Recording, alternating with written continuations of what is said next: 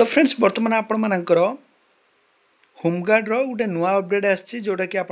देखी पारे या पूर्व आपको कही रखुच्छी बाकी जो डिस्ट्रिक्ट बर्तमान सुधा होना कौन प्रकार पिला जो विभिन्न प्रकार पिला कहते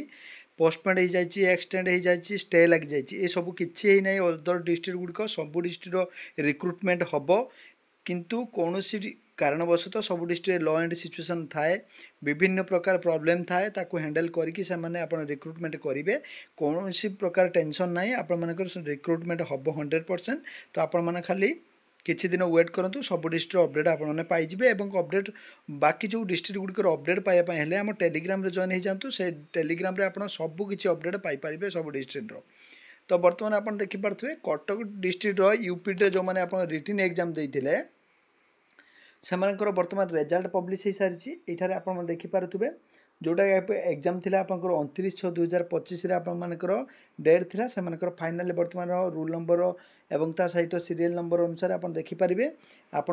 जो एग्जाम देते आप सिलेक्ट होती कि ना जदि होती आप फिजिकाल आप तैयार था फिजिकाल नोटिस आसले पुणी आप फिजिकाल दवापाई जी किंतु बर्तमान आपर कटक डिस्ट्रिक्ट तरफ आपर फाइनाली यूपीडी आप रिजल्ट पब्लिश हो सारी रिटन रिजल्ट यही टेलीग्राम रे पीडीएफ मुझे छाड़ी दूसरी से पाइपर।